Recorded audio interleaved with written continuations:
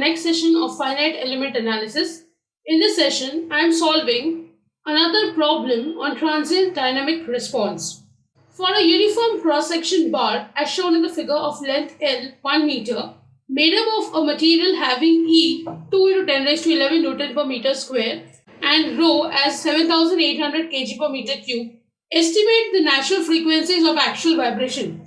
So this data is important for me, that it is a case of axial vibration of the bar using both consistent and lumped mass matrices. So I am supposed to use both the methods and calculate the value of frequency. Use a two-element mesh. This data is again important because I need to know how many elements I am going to divide my beam into. If the exact solution is given by the relation omega I is I pi upon 2L root of E by rho, where I is 1, 3, 5 up to infinity. So we have to just assume these values and calculate the value of natural frequencies. Compare your answer and give your comments. A is given as 30 into 10 raised to minus 6 meters squared. So I need to compare my solution by consistent, lumped and exact solution. Obviously exact will give you the correct answer that you are supposed to get. Consistent and lumped will give you answers which will be close to exact solution. So let's start with the numerical. This is the diagram which is given to me. I'll start with my step 1, which is discretization. Now as you can see, there are two methods which I'm going to use, consistent and lumped mass matrix. So this will be my case 1, this will be my case 2 and exact solution say is my case 3. So step 1, which is discretization, is common to both consistent and lumped mass matrix. So what I'll do is I'll just draw the diagram of discretization once. So I have one end as fixed. This is axial vibration. This is my beam. This is my node 3, 2, 1. This is my element. I have element 1 and 2 between node 1, 2 and 3. It is said that I am supposed to use two elements. So I'll divide it into 2 and my length total is 1 meter. So H1 will be 0.5 meter and H2 will be again 0.5 meter. So this diagram is common to both the cases. Next I'll write down case 1, which is using of consistent mass matrix. Here I'll start with my step 2, which is my development of EME. Let me write down the equation. So this is the EME that I have. The term area is common on both the sides, so I will cancel it out. So this is what remains. I'll start for element 1. Now when I talk about element 1, the value of E is same for both. It is 2 into 10 raised to 11. The value of HE for element 1 is 0.5. Here again I have 1 minus 1 minus 1, 1. U1, U2 is equal to, on the right hand side the value of rho is given as 7800. HE is 0.5. Omega square by 6, 2, 1, 1, 2. And I have U1, U2. I'll solve the left hand side matrix. And also I'll solve the number on the right hand side. Here I get 4 into 10 raised to 11. 1 minus 1 minus 1, 1. I have U1, U2. On the left hand side I get 650 omega square 2, 1, 1, 2. U1, U2. Now from here and here, if I divide by 1000 on both the sides, here what remains is 10 raised to 8. I take the number 4 inside.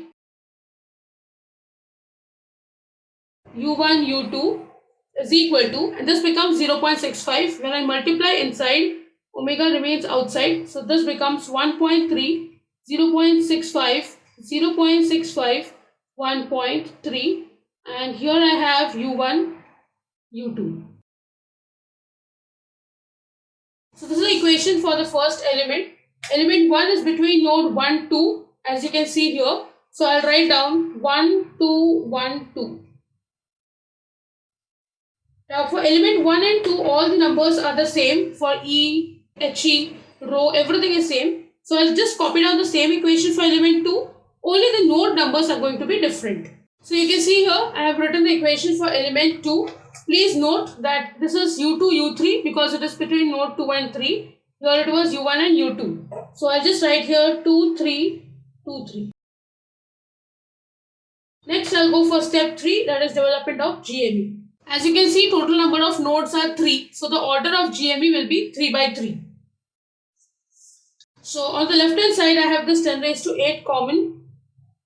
And I have a 3 by 3 matrix.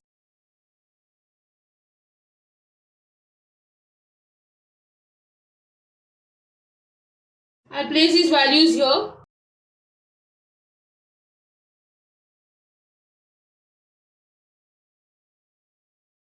This matrix here becomes U1, U2, U3 is equal to omega square common. Again, I have three nodes 1, 2, 3.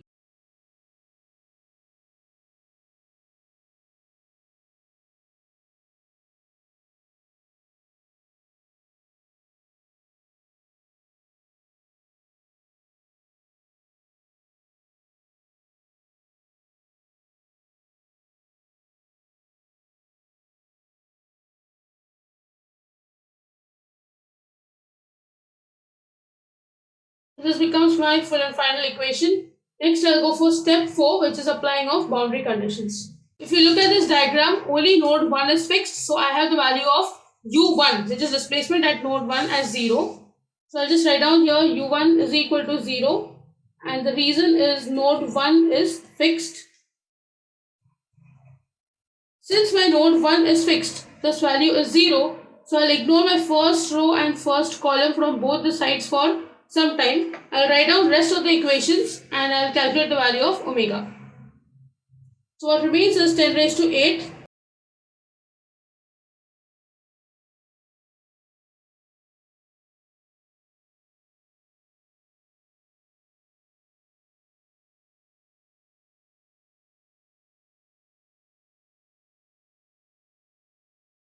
This is what remains. I'll take all these terms on the left hand side and also U2, U3 common with both the terms. I'll push the 10 raised to 8 inside. I am doing multiple operations in the same step. This will be minus 2.6 omega square, 0.65 omega square.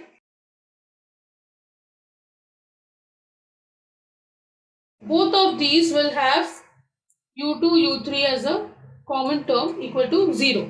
This can be taken on the other side, multiplied and it goes away. So this is the only term that remains, which I will be now bringing together.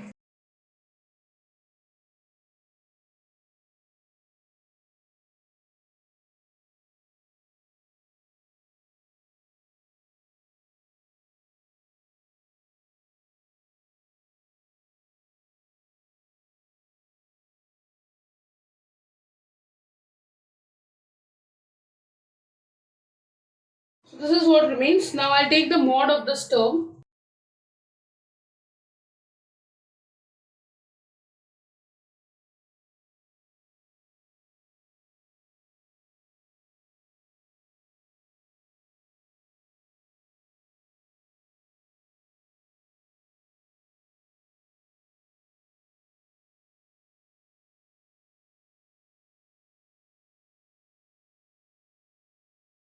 So now let me cross multiply. Therefore, I get 8 into 10 raised to 8 minus 2.6 omega square into 4 into 10 raised to 8 minus 1.3 omega square. And here I have a minus sign between because you are cross multiplying. And these two terms are same. So I just write down minus 4 into 10 raised to 8 minus 0.65 omega square, the whole square is equal to 0. Now let's open the bracket. I'm multiplying these two terms. 8 and 8 will make it to 16. Next I multiply here, so I get minus 20.8 into 10 raised to 8 omega square. And then I'll solve the last two terms.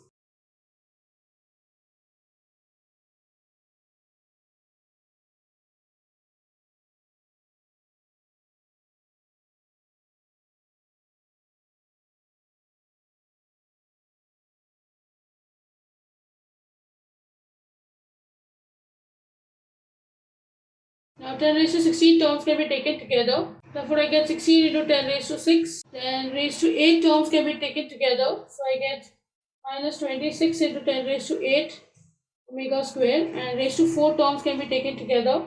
So I get plus 2.9575 omega raised to 4 is 0. Now I can substitute let omega square is equal to t. Therefore omega raised to 4 will become t square. So I'll just rearrange the terms. I get 2.9575 t square minus 26 into 10 raised to 8 omega, okay, this will become t, plus 16 into 10 raised to 6 is equal to 0. When I solve this, I get t is equal to 812539,840.6, and I get another value of t as 66581038.5. Since I've got the value of t, I can calculate omega now. Omega will be root of this value. So omega 1 is 28505.085 radians per second. And another natural frequency, the second value I get as 8159.721 radians per second. So these are the values that are obtained using consistent mass matrix. Next, I'll write down case 2, which is using of lumped mass matrix. Again, I'll have to start with step 2, which is development of EME. Discretization is done, so I'm not doing the step again. The equation is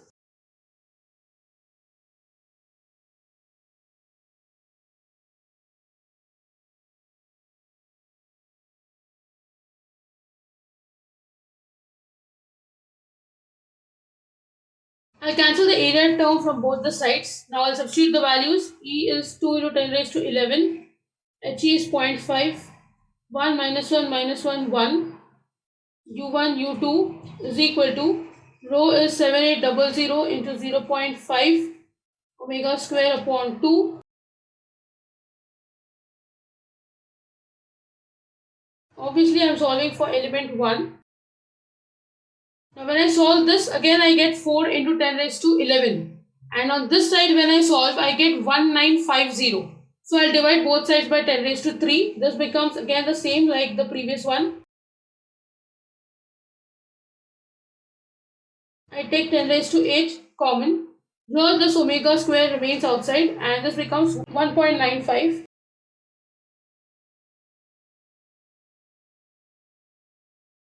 Now, since element 1 is between node 1, 2, I'll write here 1, 2, 1, 2. For element 2, I write down the same equation except that these node numbers will change to 2, 3, 2, 3.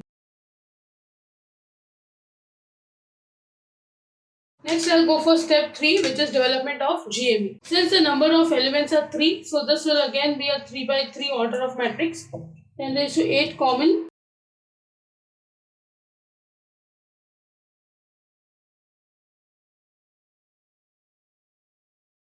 Here I have U1, U2, U3 is equal to omega square is common. This is also a 3 by 3 matrix.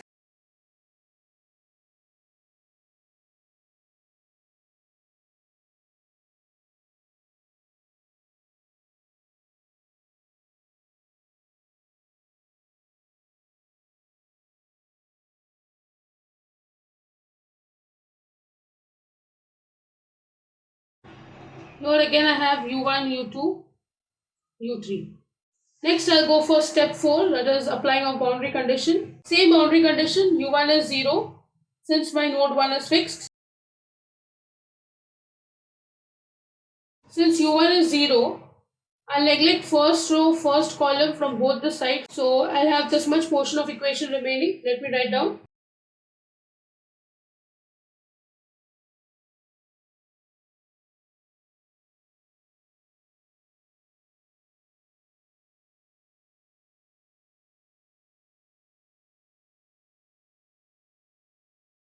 Taking all the terms on the left hand side and also multiplying this 10 raised to 8 inside.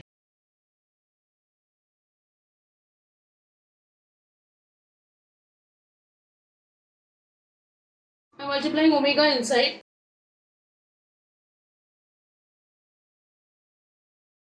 And U2, U3 is common to both of them.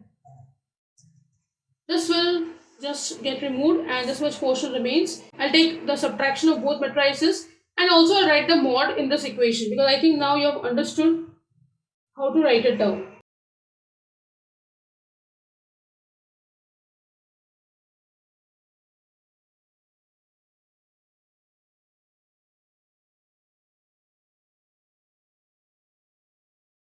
I cross multiply 4 into 10 raised to 8 minus 1.95 omega square, and minus sign in between. These two terms are the same, so minus 4 into 10 raised to 8 square is equal to 0. Now let's multiply. Therefore, I get 7.505 omega raised to 4. I'm just writing the equation directly. I think you can solve this on your own now.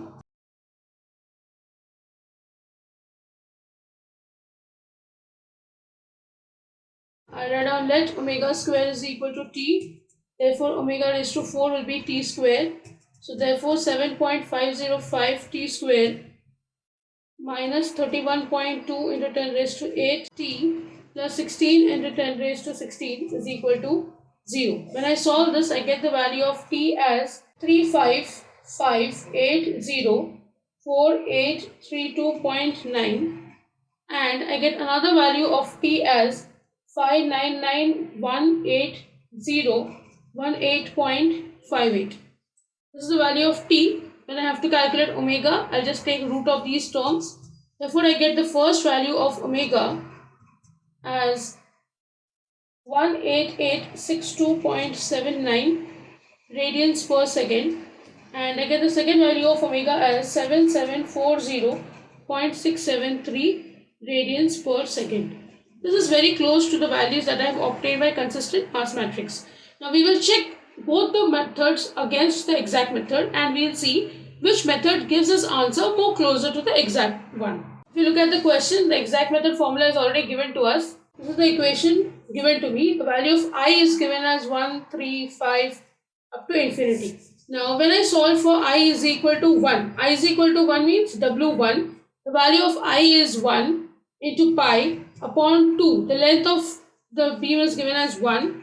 Root of 2 into 10 raised to 11 upon 7800. When I solve this, I get omega 1 as 7957.2 radians per second. And for I is equal to 2, which means if I want to find the second natural frequency, omega 2, here the value of I is taken from here, 3. So I write down 3 pi upon 2 into 1, root of 2 into 10 raised to 11 upon 7800. Again, when I solve this, I get the value of omega 2 as 23871.7 radians per second. So this is my value of omega 2 by exact method. Now I'll just make a small table for writing down the values by all the three methods. Okay, so this is a table that I have made. Now you can see over here, I get the first value of omega 1 by consistent mass matrix as 28505.085, by lumped mass matrix as 18862.79, and by exact method I get the first value as 7957.2. Now if you observe, these values which I have obtained are just closer to the alternate values with these two methods. So you can just understand that these two should be compared with this value. If you observe here, they are very close. Now this 18,862 is close to 23,000, which means my lumped mass is giving better answers when I compare with the exact method. Similarly, I'll compare these two values with this one. So here again, here you can see that lumped mass matrix value is very closer to the exact method. So this is how you compare the answers, and you can write down that your lumped mass matrix gives you better answers and they are closer to your exact solution.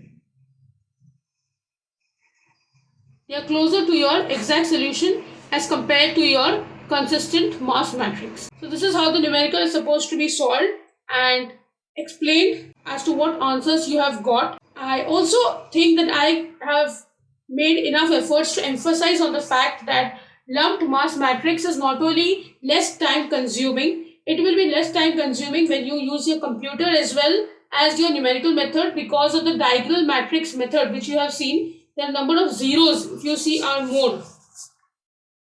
If you see here, you have more of zeros. So it becomes easier to solve and the computation is faster as compared to your consistent mass matrix.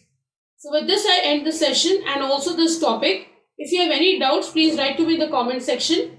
Don't forget to like, share and subscribe to my channel. Hit the bell icon for latest updates of my videos. See you in the next session. Thank you.